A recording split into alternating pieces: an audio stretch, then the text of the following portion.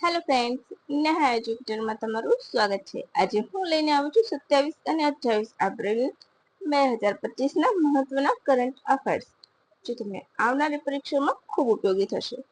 તો ચાલો બિલકુલ પણ સમય બગાડ્યા વગર શરૂ કરીશું આજે. પરંતુ એ પહેલા મારી ચેનલને લાઈક, શેર, સબસ્ક્રાઇબ ના કરી હોય તો જરૂરથી કરી લેજો અને બેલ આઇકોન જરૂરથી દબાવજો, જેથી કરીને આવનારા વિડીયો અંગે તમને માહિતી મળી રહે. અને આ વિડીયોની પીડીએફ તમને નીચે ડિસ્ક્રિપ્શન બોક્સમાં હું લિંક શેર કરી દઈશ, જેથી કરીને તમારે પીડીએફ પણ લેવી હોય તો પીડીએફ પણ તમને મળી જશે. પરંતુ હું એક રિક્વેસ્ટ કરીશ કે તમે પીડીએફ કરતા નોટ અને પેન લઈને બેસજો અને હું જે પણ લખાવું છું, કરાવું છું, એ બધું રાઇટ ડાઉન કરજો. કારણ કે લખેલું હંમેશા જાતે લખેલું હોય એ હંમેશા વધારે યાદ રહે છે, એટલા માટે. બાકી તમારી મરજી, બરાબર છે? હવે બિલકુલ પણ સમય બગાડ્યા વગર શરૂ કરીશું. અને હા ફ્રેન્ડ્સ, આજે તમે જે લોકો મારી ચેનલ નિયમિત અમુક લોકો જોવે જ છે, તો હું એ લોકોને એટલું જ કહીશ કે તમારે જે લોકોને પણ એમ લાગતું હોય કે ન્યુ કમર છે તો શું કરંટ કરાવશે, તો હું તમને આજકાલમાં જ તમને હું પ્રૂફ આપીશ કે લાસ્ટ જે જીપીએસસી છે એમાંથી મેં કરંટ કરાવ્યું છે, એમાંથી લગભગ 8 થી 9 પ્રશ્નો આવ્યા હશે. તેનું હું તમને મારા જ વિડીયોના એસેસ લઈને હું તમને આપીશ પ્રૂફ, રાઈટ? જેથી કરીને તમને પણ આઈડિયા આવે. ચાલો હવે આગળ વધીશું. માનુષ શાહ અને દીપા ચિત્તલે કઈ રમતના ખેલાડી છે? Option A table tennis, option B badminton, option C lawn tennis, option D kabaddi. બોલો. તો આ બંને ખેલાડીઓ છે ટેબલ ટેનિસના, રાઈટ? હાલમાં જ ટ્યુનિશિયામાં કન્ડક્ટેડ WTT એટલે કે વર્લ્ડ ટેબલ ટેનિસ ડબલ્સનો મિક્સ ડબલનો ખિતાબ જીતીને ગોલ્ડ મેળવ્યો છે, એટલા માટે. બરાબર, એમને જાપાનની સોરા માત્સુઆ અને મિવા હરીમોટાને હરાવ્યા છે. તો તમારે આટલું જ યાદ રાખવાનું છે, બરાબર છે? હવે પહેલગાંવ આતંકવાદી હુમલાની જવાબદારી કોની તપાસની જવાબદારીઓ કોને સોંપવામાં આવી? બોલો. ઓપ્શન એ રો, option B BSF, option C CBI, option D NIA. બોલો. ખ્યાલ હોય તો તમે કહી શકો છો.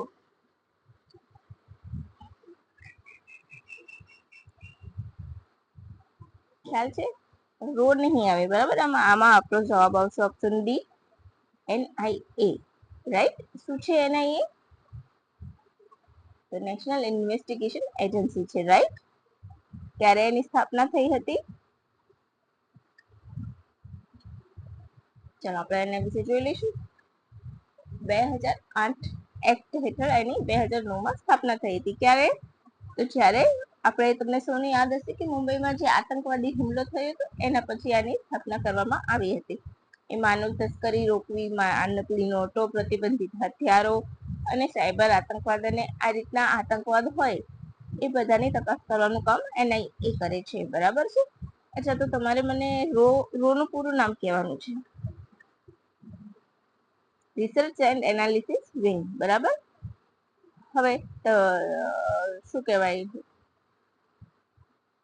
એનઆઈએ તો એ શું કરશે? એનઆઈએ, ચલો પહેલા તો આપણે તો સર્વપ્રથમ તો RAW વિશે જોઈ લઈએ, બરાબર? એની જવાબદારી એના વડા કોણ છે? તો એક્ઝિક્યુટિવ એન્જિનિયર અત્યારે રવિ સિન્હા છે એના સચિવ, બરાબર છે? 1975માં ક્યારે થઈ હતી સ્થાપના રોની? 1975માં, રાઈટ? પછી આપણે એનઆઈએ, તો NIA national investigation agency, right?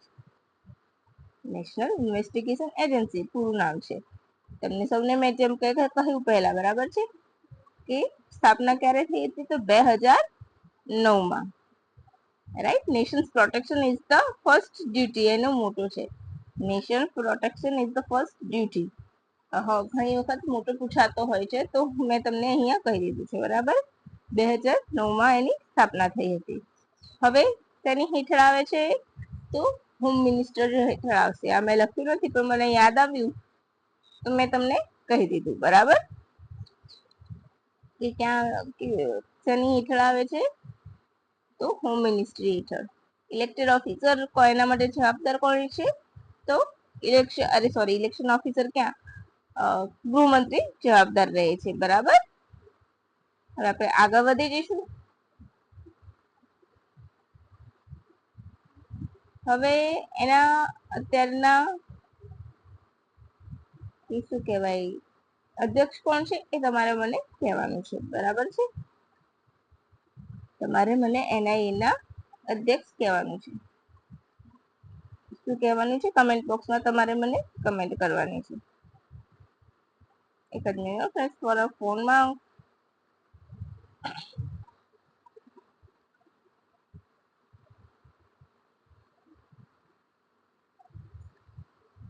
બોલો.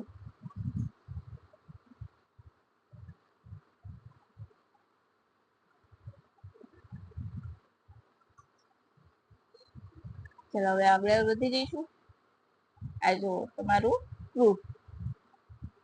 NIA takes over a Pahalgam terror attack case on a MHS order, એટલે કે મિનિસ્ટ્રી ઓફ હોમ અફેર્સ હેઠળથી. બરાબર છે. teams at a crime scene collecting the evidence, checking entry exit points. બરાબર છે. તમારે આ તમારું પ્રૂફ છે. અત્યારે હાલ તમને સૌને ખ્યાલ હશે કે 26 ટુરિસ્ટ મરી ગયા હતા. બરાબર. teams overseen by NIGs, DGs, DIGs and SPs from a anti-terror agency. હવે આપણે આમાં જોઈ લઈએ તમને બીજું કઈ આપ્યું હોય તો. ના, તમારે ફક્ત આટલું યાદ રાખવાનું છે. બરાબર.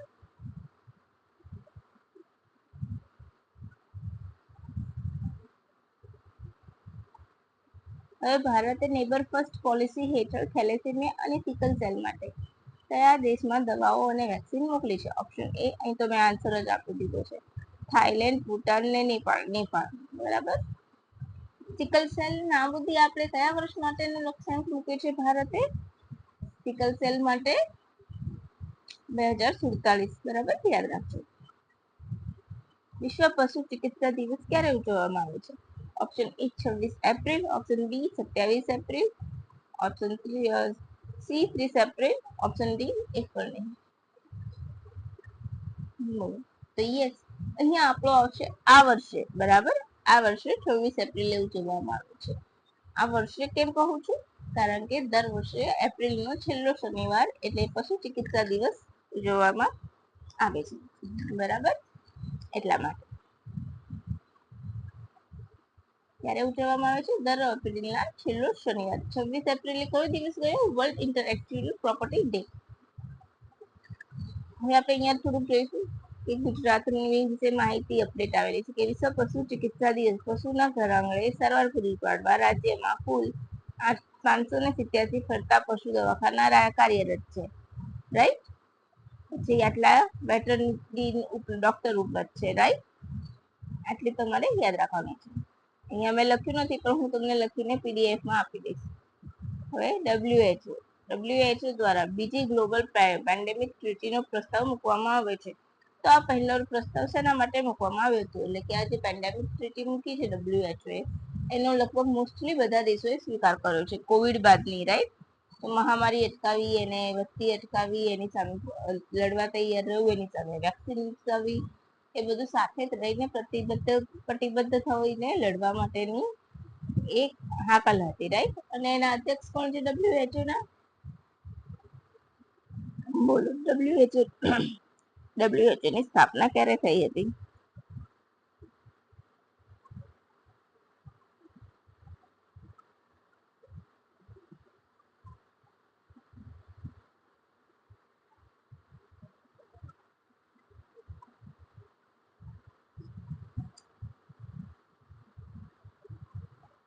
ચલો, તો અત્યારે હાલ હું તમને કહી દઉં છું કે આમાં શું આવશે. ટોબેકો કંટ્રોલ માટે પહેલા ટ્રીટી થઈ હતી. બરાબર. ત્યારબાદ આ બીજી છે પેન્ડેમિક ટ્રીટી. પહેલી ટોબેકો કંટ્રોલ ટ્રીટી અને બીજી છે પેન્ડેમિક ટ્રીટી. યાદ રાખજો. મોસ્ટ ઇમ્પોર્ટન્ટ છે. યાદ રાખજો. બરાબર છે. ટોબેકો ટ્રીટી અને કઈ તો આ બીજી મહામારી જે આપણી કોવિડ આવી છે એ બાદ પેન્ડેમિક ટ્રીટી. તો હા, મેં તમને શું પૂછ્યું હતું? WHO ની સ્થાપના 1948 7 એપ્રિલ એટલે વર્લ્ડ હેલ્થ ડે, બરાબર છે. અને એના અધ્યક્ષ ટેડ્રોસ એડ્રોમ, રાઈટ. હવે આગળ વધીશું. આ જે ટ્રીટી છે એ તૈયાર કોણે કરી છે?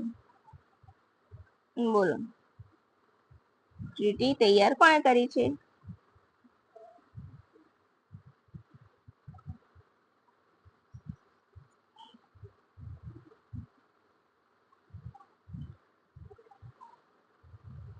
તો આ ટ્રીટી INB એટલે કે ઇન્ટર ગવર્નમેન્ટ નેગોશિએટિંગ બોડી દ્વારા તૈયાર કરવામાં આવી હતી, જેનો ઉદ્દેશ મહામારી રોકવી, તેની સામે લડવા તૈયાર રહેવું વગેરે સાથે વન હેલ્પના હેતુ સાથે શરૂ કર્યું છે, બરાબર. અને ટોબેકો ટ્રીટી 2003માં બની હતી, ક્લિયર. હવે તાજેતરમાં 107મું રાષ્ટ્રીય ઉદ્યાન જાહેર કરવામાં આવ્યું છે. તે કયા રાજ્યમાં છે? આસામ, મધ્યપ્રદેશ, ઓડિશા, ઉત્તર પ્રદેશ. તમને ખ્યાલ હશે ફ્રેન્ડ કે મેં લગભગ વિશ્વ વન દિવસ એટલે કે 23 માર્ચના રોજ જે વિડીયો બનાવ્યો હતો, એમાં વડાપ્રધાન મોદીએ જે જાહેરાતો કરી હતી, એમાં 106 રાષ્ટ્રીય ઉદ્યાન છે ભારતમાં કુલ, એની માહિતી આપી હતી, રાઈટ. પરંતુ ત્યારબાદ આ નવો સુધારેલો ડેટા છે, એટલે તમારે યાદ રાખવાનું છે કે હવે એ 23 માર્ચના ડેટાને ભૂલીને 27 અને 28 એપ્રિલના ડેટાને યાદ રાખવાનું છે કે હાલમાં હવે 107 રાષ્ટ્રીય ઉદ્યાન છે. તો કયા રાજ્યમાં બન્યું અને કયું બન્યું? તમને એ પૂછશે કયા રાજ્યમાં બન્યું અથવા તો કયું બન્યું 107? તો option A Assam, option B Madhya Pradesh, option C Odisha, option D Uttar Pradesh. બોલો, અહીં આપણો જવાબ આવશે ઓડિશા. કોઈ પણ વન્યજીવ અભયારણ્ય 1972 હેઠળ જાહેર કરવામાં આવે છે, રાઈટ. ઓડિશાનું આ બીજું અભયારણ્ય છે, બરાબર છે, જેને રાષ્ટ્રીય અભયારણ્ય જાહેર કરવામાં આવ્યું છે. વાઘ, હાથી વગેરે જોવા મળે છે. તો પ્રથમ ઓડિશાનું ભીતરકણિકા નેશનલ પાર્ક છે, જે એક રામસર સાઇટ પણ છે, એ પણ યાદ રાખજો. હવે આ પ્રશ્ન આવે તો આપણે ગુજરાતના આપણે 4 અભયારણ્ય યાદ કરી લઈશું. Gir national park, blackbuck national park, Vansda national park અને મરીન નેશનલ પાર્ક. એ ગુજરાતના 4 અભયારણ્ય છે, રાઈટ. National park 4. સૌથી વધુ નેશનલ પાર્ક મધ્યપ્રદેશમાં છે. સૌથી પહેલું કયું જાહેર કર્યું હતું, યાદ છે તમને નેશનલ પાર્ક હેઠળ? તો સૌથી પહેલા જીમ કોર્બેટ નેશનલ પાર્ક જાહેર કર્યું હતું. સૌથી મોટું હેમિશ નેશનલ પાર્ક સૌથી મોટું છે વિસ્તારની દ્રષ્ટિએ. તમારે મને નાનું નેશનલ પાર્ક કહેવાનું છે. બેસલ રોટરડેમ સ્ટોકહોમ કન્વેન્શન ક્યાં યોજાશે? બહુ જ મસ્ત મજાનો ક્વેશ્ચન છે, લગભગ કોઈએ આ લીધો પણ નહીં હોય. બેસલ સ્ટોકહોમ કન્વેન્શન ક્યાં યોજાશે? Option A Geneva, option B Colombia, option C Zimbabwe, option D Baku. બોલો, આ કન્વેન્શન, ચલો હું તમને કહી દઉં છું. Option A Geneva. આ કન્વેન્શન 28 એપ્રિલ એટલે કે આજથી શરૂ થઈને 9 મે સુધી ચાલશે. આ મોટા આ શેના માટે યોજાય છે? તો હાનિકારક રસાયણો છે જે આપણે કેમિકલ છે, ખાતર છે, વાપરે છે, એના માટે છે, રાઈટ. હવે અહીં ક્લોરોપાયરીફિરિસ કીટકનાશક પર પ્રતિબંધ મૂકવા માટે અમે ઇન્ડિયાનું એક છે ફાઉન્ડેશન, પાન ફાઉન્ડેશન, રાઈટ. એને ત્યાં રજૂઆત કરશે કે આ માનવ હેલ્થ માટે અને પ્રાણીઓની હેલ્થ માટે આ નુકસાનકારક છે કીટકનાશક, તેનો ઉપયોગ ઉપર સંપૂર્ણ પ્રતિબંધ મૂકવો જોઈએ. લગભગ 40 દેશોએ તો આ રસાયણો પર પ્રતિબંધ મૂકેલો જ છે, પરંતુ ભારતમાં હજુ પણ ચાલે છે. આ સિવાય પેરક્વેટ, મિથાઇલ બ્રોમાઇડ અને એસિટોક્લેન જેવા રસાયણો ઉપર પણ પ્રતિબંધ મૂકશે. આ એક પ્રકારની કેમિકલ સમિટ છે, ગ્લોબલ કેમિકલ સમિટ છે. BRS કન્વેન્શન 1992 થી યોજાય છે, જેને સપ્ટેમ્બર 1998માં નીધરલેન્ડના રોટરડેમથી માન્યતા આપવામાં આવી. એટલા માટે રોટરડેમ કન્વેન્શન તરીકે જાણીતું બન્યું છે, બરાબર. Basel Rotterdam convention. અને આ એકદમ નવું છે, એટલે તમારે યાદ તો રાખવું જ પડશે, બરાબર. ભારતમાં આવા રસાયણો ઉપર પ્રતિબંધ મૂકવાનું કામ કોણ કરે છે? તો CIBRC કોણ કરે છે? CIBRC. ચલો,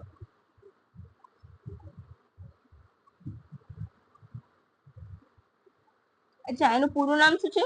તો central insecticides board and registration committee, બરાબર. 1970 બની હતી. ભારતમાં આવા રસાયણો ઉપર પ્રતિબંધ મૂકવાનું કામ કોણ કરશે? તો આરઈએ કરશે, રાઈટ. હવે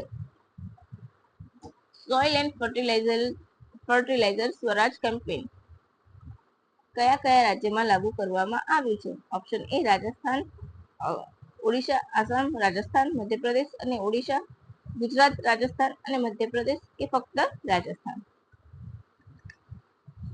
તો અહીં આપણો જવાબ આવશે ઓપ્શન સી, ગુજરાત, રાજસ્થાન અને મધ્યપ્રદેશ. એનો હેતુ શું છે? તો જમીનની સ્વાસ્થ્ય સુધારવું, જૈવિક ખેતીને પ્રોત્સાહન આપવું વગેરે એના હેતુ છે. અને શું કહેવાય, મહિલાઓને, ગ્રામીણ મહિલાઓને ખેતીમાં જોતરીને એમનું મહત્વ વધારવું, બરાબર, એના માટે. હવે તમને ખ્યાલ હોય તો આપણે પ્રધાનમંત્રી દ્વારા 2015 સોઇલ હેલ્થ કાર્ડ રજૂ કરવામાં આવ્યું હતું. સ્વસ્થ ધરા તો ખેત હરા, એ એની ટેગલાઈન હતી. 19 ફેબ્રુઆરીના રોજ શરૂ કરવામાં આવ્યું હતું, બરાબર. એ પણ તમારે યાદ રાખવાનું. એની ટેગલાઈન પણ યાદ રાખવાનું. પછી આપણો મૃદા દિવસ ક્યારે હોય છે તમારે મને કહેવાનું છે.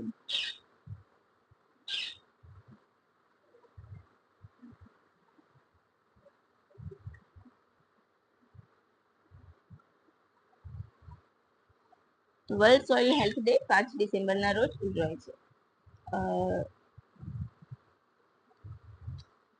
આ કેમ્પેઇનનો હેતુ છે સ્વાસ્થ્ય સુધારવું, જૈવિક ખેતીને પ્રોત્સાહન આપવું, ગ્રામીણ મહિલાઓને ખેતી ક્ષેત્રમાં મજબૂત બનાવવી, બરાબર. હવે 3 રાજ્યોના સંગમ ઉપર 6 આદિવાસી ક્ષેત્રને આવરી લેશે. ક્લિયર? હવે મેગ્નેશિયમ હાઇડ્રેટનો ઉપયોગ કરીને ન્યુક્લિયર વગરનો પાવરફુલ બોમ્બ કોણે બનાવે છે? તો ઓપ્શન હું તમને સીધો જવાબ જ કહી દઉં છું. ઓપ્શન સી, ચીન. હવે વર્લ્ડ ઇન્ટેલેક્ચુઅલ પ્રોપર્ટી ડે કોના દ્વારા ઉજવવામાં આવે છે? Option A WHO, option B UNICEF, option C UNESCO, option D WIPO.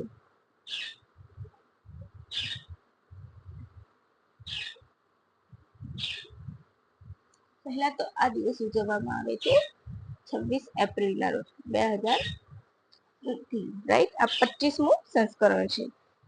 રજત જયંતિ છે, રાઈટ. રજત જયંતિના છે આ વર્ષ, એટલે એનું રજત જયંતિ ક્યાંથી ઉજવાય છે? 26 એપ્રિલ. કયો દિવસ? World intellectual property rights day. એક જ મિનિટ, ઓકે.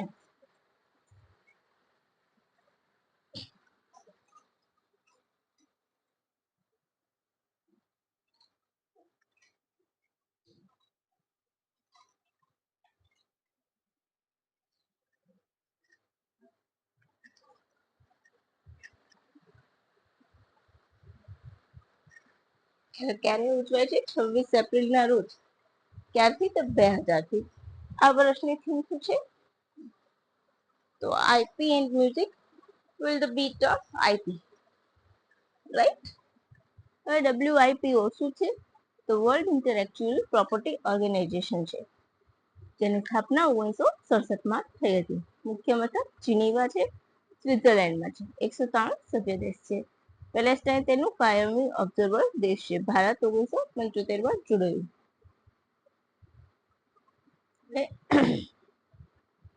થોડાક ઇમ્પોર્ટન્ટ પોઈન્ટ.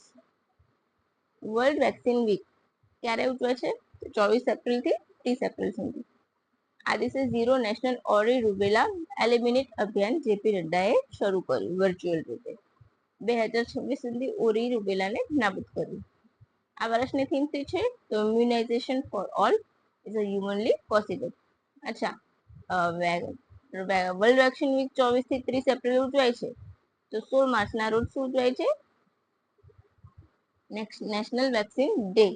તો ઉજવાય છે નેશનલ વેક્સિન ડે. ક્યારે? તો 16 માર્ચ. એ સિવાય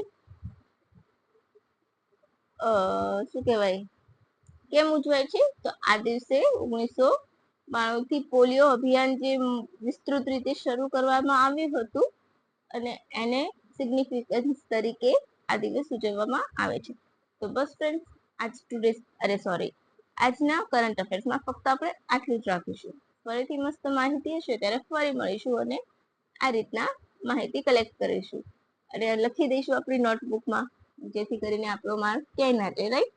તો બસ ફ્રેન્ડ્સ, આવી જ રીતના મારા વિડીયોને લાઈક કરજો, શેર કરજો, કમેન્ટ પણ કરતા રહેજો જે મેં ક્વેશ્ચન પૂછ્યા છે, અને શરૂઆતથી લઈને અંત સુધી જોવાનું રાખજો. મેં આની પીડીએફ પણ નીચે શેર કરી છે, સાથે મારું ટ્વિટર આઈડી શેર કર્યું છે, જેથી તમે ત્યાં જઈને મને ફોલો કરી શકો છો.